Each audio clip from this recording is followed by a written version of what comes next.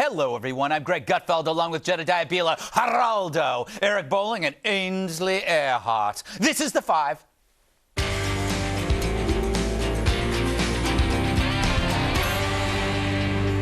He signed on the line, and finally, all was fine.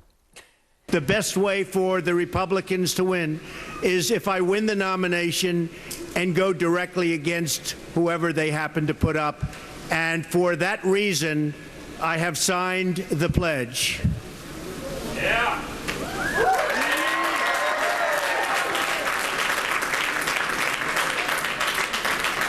So I will be totally pledging my allegiance to the Republican Party and the conservative principles for which it stands. Hooray! The pledge means endorsing the Republican nominee and bars a third-party run. It's like mommy and daddy finally making up, and all the shouting stops for now. The good news, the pledge forces everyone, Donald included, to take the campaign seriously. He has to be less pundit and, sadly, more political. He can't just keep saying China until his face explodes. Let's say China. China. China. China. China. China. China. I'm not angry at China. We're going to take our money back from China, and China's going to like us. Look at China. And by the way, not just China. China. China. China. China all the time. Yes. The bad news, he just sold out to the evil rhinos. The outsider has now hopped inside. Now, obviously, the pledge is not a legally binding document. It's one step above a blood oath in a treehouse made by two kids in knee socks. And we all know Donald only signs deals with escape hatches. A big fan of the prenup, his success is in maintaining a plausible way out. And here it is in the Washington Post.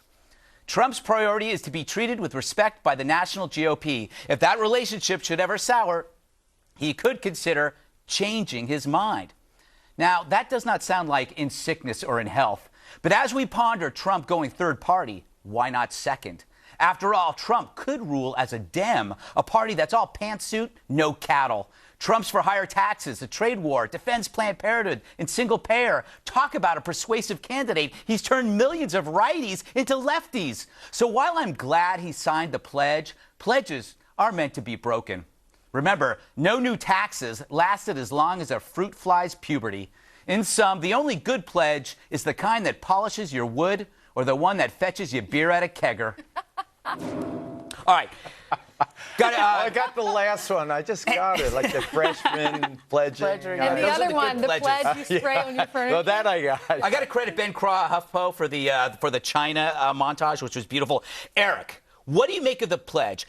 Positive development, push? I'm baffled that the real upside that Donald Trump was gaining was that he was an establishment. Right. He was part of the not part of the D.C. elite. There must be something in it. Now, I know he came right out of the box and said, I didn't get anything for it. Well, one of the things he does get is that I guess now that he will have to be on the South Carolina ballot, right, which they could have held back from him. But for me, Donald Trump wouldn't have needed that for some reason. It just felt weird. I think there's more. I don't know what it is. It's either going to be, email lists are very important. They're worth a lot of money. It may not have been a financial number, but an email list is huge. Infrastructure. Maybe he'll get infrastructure in states that he doesn't have infrastructure. But Donald doesn't do anything without getting something in return. That's why I'm not sure I buy into him saying, there's nothing in it for me. There's always got to be something in it for him, in my opinion. It's a good point, because he is sacrificing kind of the outsider status. By the way, you are commenting for two today. So, do you think he's going to stick with this? You know, I'm like you. I'm shocked that he actually did this, but I think what he's getting in return is the fact that he's getting loyalty from the voters. He's showing that he's loyal to the Republican Party. I think that Reince Priebus, his objective is to say, we need a Republican in the White House. Doesn't matter who it is. I'd prefer this person or that person, maybe, but we need a Republican instead of a Democrat. So that was his goal. I think Donald's goal here is to say, I'm going to be true to this party that I'm representing, and I'm going to show the voters out there that I am loyal and I'm going to do the right thing. And I'm shocked, because this is different than what he pledged in that first debate. Right. You talked to DT earlier. 45 minutes yesterday. He only gave Reince Priebus, the RNC chair, 15 minutes today. Wow. He likes you Right, three he times likes you. more. Yeah. At least 3 times more. So this is the deal that helps Reince Priebus because he is the desperate one. He is the one fearful that an independent run by Donald Trump would really torpedo the Republican Party, maybe make it obsolete in future years. But I'll tell you what is at play here. I have no doubt that Donald Trump signs this because Donald Trump is sure now that he is going to be the nominee. Yeah. As I said here a couple of weeks ago, he's going to be the nominee. Why not throw this bone to the established party? I think the reasons that Eric lists, the pragmatic reasons, the state primary listing and so forth, the list and all that kind of infrastructure stuff are true. But I think basically what you are seeing here is a very confident candidate who wishes the election was yesterday, and he has nothing to lose because he knows he's going to be the Republican nominee. He's not the only one who wishes it was yesterday. Yeah. Jedediah, do you think it was a good move? I know you're not a fan of pledges. I'm not. I wouldn't have signed it if I were running for president, just because I wouldn't want the RNC dictating to me what I can and can't do. And I think the people who really love Donald Trump are going to vote for Donald Trump, whether he signed the pledge or not. But if he was going to be loyal to his real core constituency, those people that are really passionate about him, I think those people would have loved for him to tell the RNC to take a walk and say, look, I'm loyal to my own principles. I'm loyal to myself. I'm not necessarily loyal to the RNC. It depends on what the RNC does. Are you going to back big government Republicans? If I don't win, is the candidate who comes up front and center going to be a big government Republican? Could it be a Pataki? I don't know if I'd want to support that guy. I think that when I was looking on Twitter last night and seeing the feedback, I tweeted out that I would not have signed that pledge, and I got a whole wave of people saying absolutely he shouldn't do it. With that being said, though, I think the people who love him, there's nowhere else for them to go. They don't love anybody else, so they're going to back him no matter what. Two quick thoughts. So he comes to the podium and he says, I've signed this. And he holds up the paper. And it's kind of like, a little bit of clapping to your point that no matter what Donald Trump does, his hardcore supporters are going to support him. Had he walked up to that and said, ripped it in half. Well, that would have been news. It would have been news. Yeah. It would have been all over the place. His supporters would have been crazy. They would have gone nuts for him. But did you notice that shot? Producers, can you put that shot up again? Look at that shot. Look at the background in that shot. That is Millennials. It's millennials. It's young people. It's minorities. It's You don't think everybody. that's a random crowd? I know. I don't think they just happen to be behind Geraldo, it. that's my point. It That's wasn't a central casting. That's my point. That's what he's going for right now. I get He's you. going for the bigger picture, the bigger Republican. That's what President Obama did by Of putting course. doctors behind him. No, and I get that's why I do it. But in the past, he never did that before. How many times have we interviewed Donald Trump at his place over there? It was whoever showed up, and it would. I'll be perfectly honest with you. The crowd didn't look like that. Isn't it when it's interesting random. how many young people he has supporting him? If you go Yeah. on his social media sites, he has the ability to just swipe a few numbers or letters, and he can tweet something out, and millions of people see it. He doesn't even need to have negative campaign ads because he can just tweet. If Jeb Bush says something he doesn't like, he just tweets it, and millions of people see it. It's unbelievable. And do you remember the Fox poll? This was months ago. Someone went out in Times Square, and they asked who's going to win. And every single person, except 2% of the people polled, did not know who Donald Trump was. All the other candidates, some of them were coming in at like 50%. People didn't know who they were. Yeah. So he has. Helps to have a TV show on for 8 or 9 years. Okay, let's see what No time like prime time. Yeah, exactly. true, right. Here are the other candidates, what they were saying about signing a pledge. If you run, you can't be a sore loser and then run as an independent if you don't win the nomination. So I have no problem with it. I obviously will sign the pledge. Will you sign it? Yes, and the thing is I signed a pledge when I ran for the U.S. Senate because they asked me would I drop out and run as a third party or would I support the nominee, and I do believe you have to support the nominee. Yeah, I would, of course. Of course I would. We need to be unified. We need to win. Is that good? Thoughts? Seeing Jeb Bush, Governor Bush, having to swallow his pride and say that, knowing the surveys all show Trump with 3 times his polling support, must have really irked the former Florida. But they can also back out too, right? Yeah, everybody can.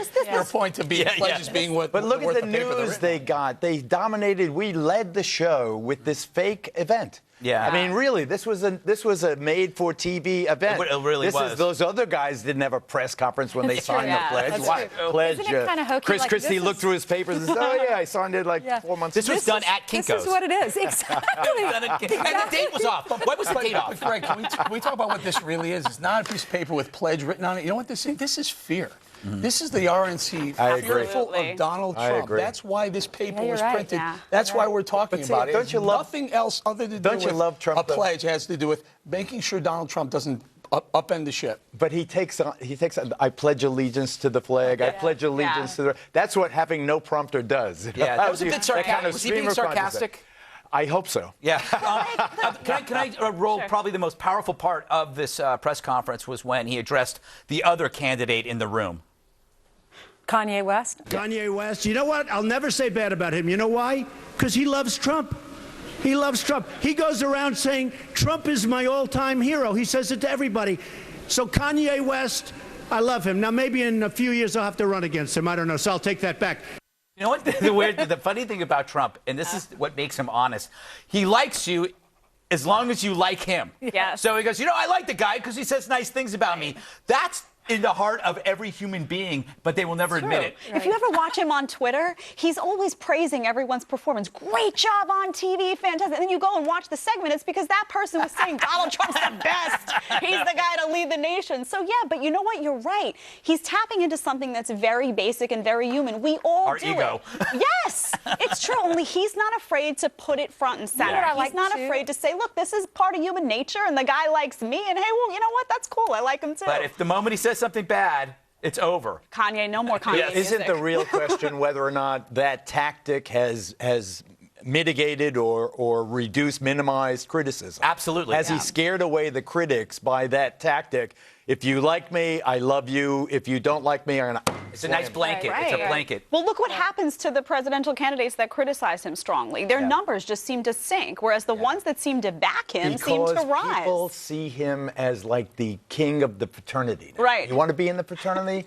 Then you like Donald Trump. You want to be an outsider? Then you don't like him. They're his You know what pledges. I did like about him? I like that he answers so many questions, and he was answering questions about Kanye West. He was answering questions. Someone asked if his daughter or his kids were going to be part of the administration. He said probably not, but maybe. They're they're smart individuals. I think he just has an open dialogue. And here's an interesting thing, though. You got the Monmouth poll. Did I say that correctly? Monmouth. Well, why do all these polls come from weird-sounding places like Quinnipiac? Why can't it be called Johnson? They're trying to challenge both you. Quinnipiac and Monmouth are good small colleges. Trump dominating at 30%. Right. All other candidates are way far behind, and he beat everybody. But there's one weird standout, and it's Ben Carson. Yeah. If he's head-to-head with Ben Carson, Carson creams him at 55-36. That's the one matchup. Yes. That's different. Why? Both outsiders, and what's stunning about it is their delivery is polar opposite. Ben Carson is so soft-spoken, and he has this very stoic demeanor, and he's not combative. I have a different take, totally. But he's also a regular guy. He's a doctor. He comes from outside the political sphere. I'm reminded of David Dinkins, the first black mayor of New York City, who, when people were polled, was killing Rudy Giuliani in their second matchup. And then when Election Day came, it came, obviously, Giuliani beat Dinkins. I think a lot of Republicans polled by Monmouth are giving the politically correct answer. And I hate to say that Dr. Ben Carson is African American. I think it's all about being the black neurosurgeon, brilliant guy. You feel that way about Obama? People voted for Obama because he was black? Obama was the least black guy you could possibly See, I haven't heard anyone talk about his race. I've just heard people say he's very smart. They like him because he's anti-establishment. He is different from someone that we've had before. I haven't heard anyone talk about race. Have you at dinner parties? No. Well, do you think? Well, because he is so soft-spoken, then why do you think he is getting 18%? Because he's more three times more than the others. Because I'll tell you, because he's more like the other candidates. So if you're originally going to vote for Jeb Bush or Ted Cruz or any of the other candidates, and they're not in the race anymore, and now it's between Carson and Trump, they're going to vote for Carson because he's more like the others. Does that make sense? More likable, maybe? He's very likable. And if he becomes president, you don't need to have a presidential doctor because he's his own doctor. What is this, brain surgery? Surgeon General, Exactly. right there. Cuts one job right there. All right, I guess we got to move on. Ahead. The guy who set up Hillary Clinton's private email server will be spilling everything to Congress next week. JK, he's pleading the fifth. Next.